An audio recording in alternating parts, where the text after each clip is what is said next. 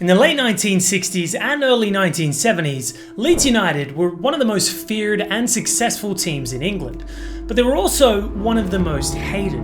Opposing fans and players labelled them Dirty Leeds, a reputation built on their aggressive, physical and often controversial style of play. They tackled hard, fought for every ball and never backed down from a challenge. Critics saw them as unsportsmanlike, but their fans saw them as warriors. Under manager Don Revie, Leeds played to win at any cost. And for a time, it worked. During this golden era, they conquered English football, winning league titles, domestic cups, and contending for European trophies. However, their relentless pursuit of victory came with a price. The club's reputation took a hit, and when things started to unravel in the mid-70s, their decline was as dramatic as their rise.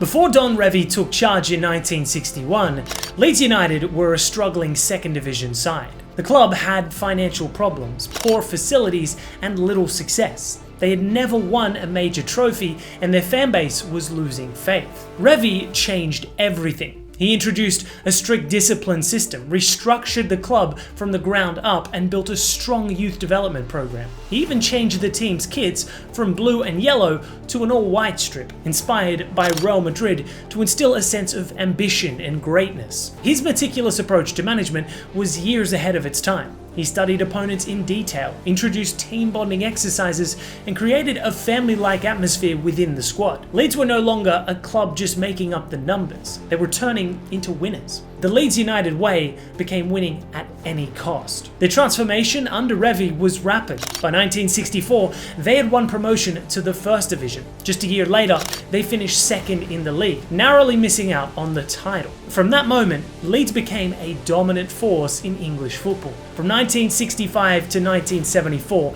they won 2 First Division titles, the FA Cup, the League Cup, and 2 Intercities Fairs Cups. They also reached multiple finals, often falling just short of more silverware. But alongside their success, they earned a reputation for their rough, win-at-all-costs mentality. They were tough, aggressive, and never afraid to push the boundaries of fair play. Matches involving Leeds were often full of controversy, with brutal tackles, confrontations, and heated arguments. The 1970 FA Cup final replay against Chelsea is still remembered as one of the most violent games in English football history. The tackles were reckless, the challenges were brutal, and had modern VAR technology existed, the match would have likely ended with multiple red cards. Despite the criticism, Leeds embraced their identity.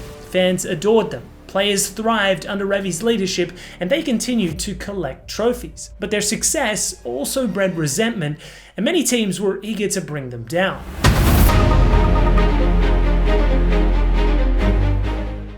Leeds United were not just a team of hard tacklers and physical enforcers. They had world-class talent scattered across the pitch. Billy Bremner was the heart and soul of Leeds United. A fiery Scottish midfielder, he led by example, combining his skills with relentless aggression.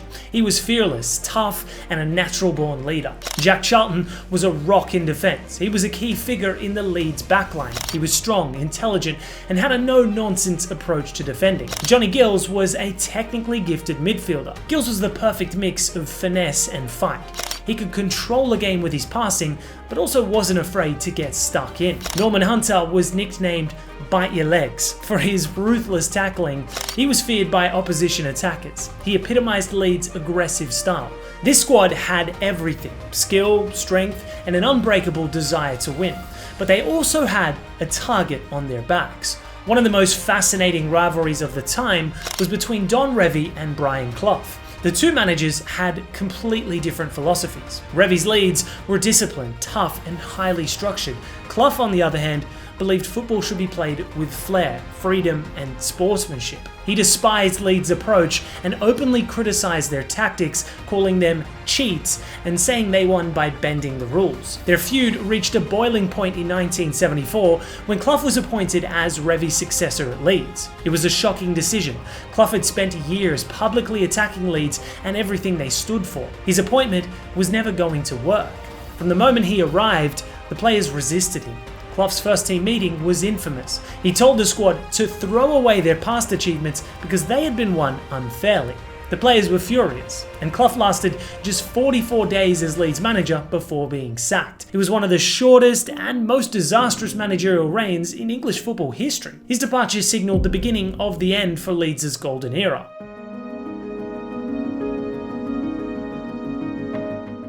Leeds United had built an empire under Don Revie, but no dynasty lasts forever. When Revie left in 1974 to become England manager, he left behind a team at the peak of its powers.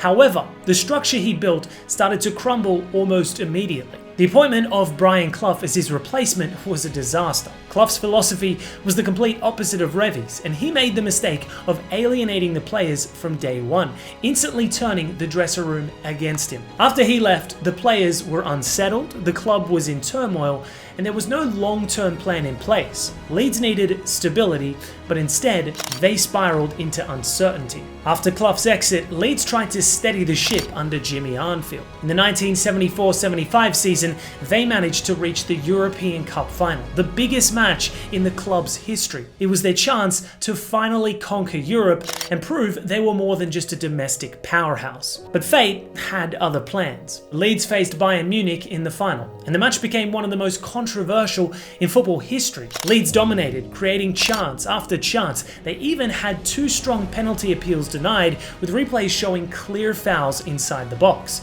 Then came the moment that shattered their hopes. Leeds had a goal disallowed for being offside, despite the fact that it was clearly legitimate. Bayern took advantage of the chaos, scoring twice, and ultimately won the trophy. Leeds fans were outraged. Thousands of them rioted in the streets of Paris, leading to the club being banned from European competition for 4 years. That final wasn't just a loss, it was the symbolic end of Leeds United as an elite club. One of the biggest reasons for Leeds' decline was the aging core of their squad. Players like Billy Bremner, Jack Charlton, and Johnny Gills had been the backbone of the team for years, but by the mid to late 70s, they were past their prime. They failed to properly rebuild. They stuck with their old warriors for too long. By the time they realized the need for change, it was already too late. Tactically, they also became predictable. The aggressive, physical approach that worked in the 60s and 70s was no longer as effective. Other teams had adapted, and Leeds found themselves struggling against opponents who had figured them out. Their downfall wasn't just about what happened on the pitch. Off the field, poor financial decisions made things even worse. They had invested in older players who were declining in value, and they didn't have enough young talent coming through. Leeds also made poor management appointments after Revie's exit. While Jimmy Arnfield provided some stability, the managers that followed were unable to maintain success. The club became reactive instead of proactive, constantly trying to patch up problems instead of planning for the future.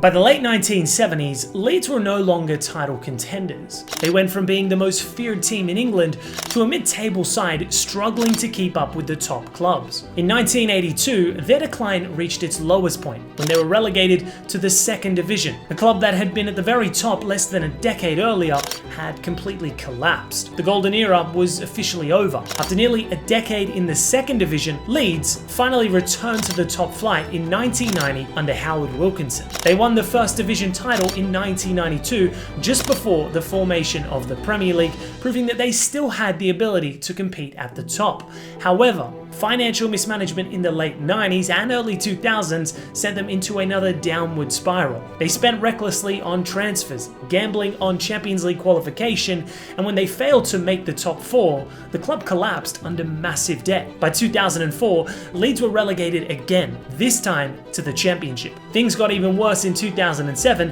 when they dropped to League One for the first time in their history. It was an unthinkable fall for a club that had once dominated English football. It took Leeds until 2020 to finally return to the Premier League under Marcelo Bielsa. The excitement was back, but their stay in the top flight was short-lived. By 2023, they were relegated once again. Leeds United's fall from grace is one of the most dramatic in English football history. They went from being the most dominant team in the country to spending decades in the lower leagues. The Dirty Leeds era is now a distant memory, but for those who witnessed it, it was an unforgettable time. They were feared, hated, and respected in equal measure.